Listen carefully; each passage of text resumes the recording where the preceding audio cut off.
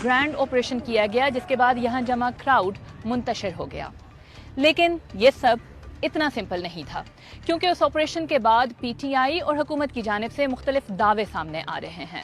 P T I کے مختلف رہنماؤں نے اس مظاہرے میں اپنے کارکنوں کے گولی لگنے سے زخمی اور ہلاک ہونے سے متعلق مختلف نمبرز شیئر کیے ہیں، جبکہ حکومت کی جانب سے کہا گیا ہے کہ یہاں سرے سے کوئی گولی ہی نہیں چلی۔ تو سمجھتے ہیں کہ ہلاکتوں کے حوالے سے یہ کلیمز آخر کیا ہیں۔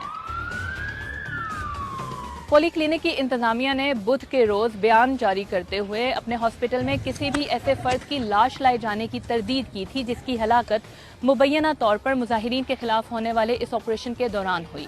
تاہم بی بی سی کے پاس موجود ہاسپٹل کے ریکارڈ کے مطابق 26 نومبر کی رات پولی کلینک ہاسپٹل میں کم از کم 3 افراد کی لاشیں موجود تھیں جن کی ہلاکت گولیاں لگنے سے ہوئی تھی، اور ان میں سے بھی 2 کی ہلاکت ہاسپٹل میں ہی ہوئی تھی۔ پیمز انتظامیہ کی جانب سے ریکارڈ تک رسائی نہیں دی گئی ہے، تاہم بی بی سی کی اب تک کی معلومات کے مطابق پیمز میں بھی 26 نومبر کی شام کم از کم 2 ڈیڈ باڈیز لائی گئیں جن کا تعلق شانگلہ اور مردان سے تھا، اور ان کے ورثاء اپنی میتیں واپس لے جا چکے ہیں۔ احتجاج ختم ہونے کے بعد زخمیوں اور ہلاکتوں کے حوالے سے ان کلیمز کے بارے میں مزید جاننے کے لیے بی بی سی نے اسلام آباد کے 2 سرکاری اسپتالوں کا رخ کیا۔ ڈی چوک کے قریب ترین یہ پولی کلینک ہاسپٹل ہے۔ بی بی سی نے اس ہاسپٹل کے رجسٹرز میں ان زخمیوں کا ریکارڈ دیکھا جنہیں اس آپریشن کے دوران گن شاٹ وونڈز کے ساتھ یہاں لایا گیا۔ ان کی تعداد 28 تھی، اور یہاں کئی ڈاکٹرز اور طبی عملے نے یہ تصدیق کی ہے کہ ان سب کو ان کے فرینڈز، فیملیز یا خود پی ٹی آئی کے ورکرز بھی سرجریز کے فوراً بعد ہاسپٹل سے لے گئے۔ یہاں موجود کئی ڈاکٹرز نے بی بی سی سے بات کی ہے، اور انہوں نے اپنا نام ظاہر نہ کرنے کی شرط پر یہ بتایا۔ ہم نے آج تک ایک رات میں اتنی سرجریز نہیں کی ہیں جتنی آپریشن کی رات کی گئیں۔ بعض زخمی اس قدر تشویشناک حالت میں آئے کہ انہیں اینستھیزیا دینے کا انتظار کرنے کی بجائے ہمیں سرجریز شروع کرنی پڑیں۔ بہت سے مریض ایسے تھے جن کا خون بہت زیادہ بہہ چکا تھا۔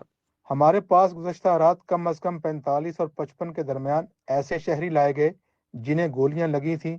درجنوں زخمی ایسے بھی تھے جنہوں نے درخواست کی کہ ان کا نام ریکارڈ کا حصہ نہ بنایا جائے۔ زخمی یہ بھی کہہ رہے تھے کہ ان کا نام لکھ دیا تو انہیں پولیس گرفتار کر لے گی۔ یہاں پولیس نے لاشوں کا پوسٹ مارٹم کرنے سے بھی روکا۔ پیمز اسلام آباد کا مین ہاسپٹل ہے۔ یہاں سیکیورٹی کے غیر معمولی اقدامات دیکھے گئے۔ یہاں وارڈز، ایمرجنسی رومز اور باہر کے ان دروازوں پر پولیس اور رینجرز کے اہلکار تعینات کیے گئے تھے۔ پیمز میں بی بی سی نے کم از کم 4 ایسے زخمیوں سے ملاقات کی جنہوں نے کہا کہ ان کے جسم کے مختلف حصوں میں 2 گولیاں لگی تھیں۔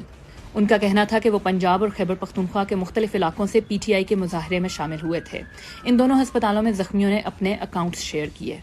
میں اپنے شوہر اور بہن کے ساتھ جنا ایونیو پر فلائی اوور کے نیچے گاڑی میں تھی، اور میرے شوہر گاڑی سے باہر تھے۔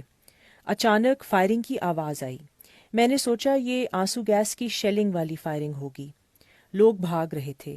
پھر مجھے اپنے شوہر نظر آئے۔ وہ دونوں ہاتھ سڑک پر رکھے گھٹنوں کے بل ایسے بیٹھے ہوئے تھے۔ میں ان کی طرف بھاگی۔ ہر طرف فائرنگ ہو رہی تھی، صرف چیخیں تھیں، بس صرف چیخیں۔ ہر بندہ اپنی جان بچانے کے لیے بھاگ رہا تھا۔ وہ قیامت تھی، جیسے جنگ ہو رہی ہو۔ میرے ہاتھوں پر میرے شوہر کا خون ہی خون لگا تھا۔ میرے خیال میں یہ 5 بجے کا وقت ہوگا جب میں ایکسپریس وے پر تھا۔ اچانک فائرنگ شروع ہوئی اور میرے سامنے جو آدمی کھڑا تھا اس کے سر میں گولی لگی۔ میں نے خود اسے اپنے سامنے مرتے ہوئے دیکھا۔ اس کے بعد اگلی 2 گولیاں مجھے لگیں۔ میں ربڑ بلٹس کی بات نہیں کر رہا، میں اصلی گولیوں کی بات کر رہا ہوں۔ میں نے خود اپنے ہاتھوں سے درجنوں زخمی لوگوں کو ایمبولینس میں ڈالا اور یہاں اس ہسپتال میں پہنچایا ہے۔ آج یہ کیسے کہہ سکتے ہیں کہ ان کے پاس زخمی نہیں ہیں؟ میں جب گھر سے نکلا تھا تو مجھے پتا تھا کہ یا تو عمران خان کو واپس لائیں گے یا گولیاں کھائیں گے۔ ان ہاسپٹلز میں ڈاکٹرز اور طبی عملے کی جانب سے یہ دعویٰ کیا گیا کہ پولیس حکام نے انہیں لاشوں کا پوسٹ مارٹم کرنے سے روکا۔ یہاں موجود مریضوں کے لواحقین نے یہ الزام بھی لگایا کہ ہسپتالوں کی انتظامیہ انہیں مریضوں کی میڈیکل فائلز تک رسائی نہیں دی رہی ہے۔ بی بی سی نے ان تمام الزامات سے متعلق اسلام آباد پولیس، پولی کلینک کی انتظامیہ اور یہاں پیمز کی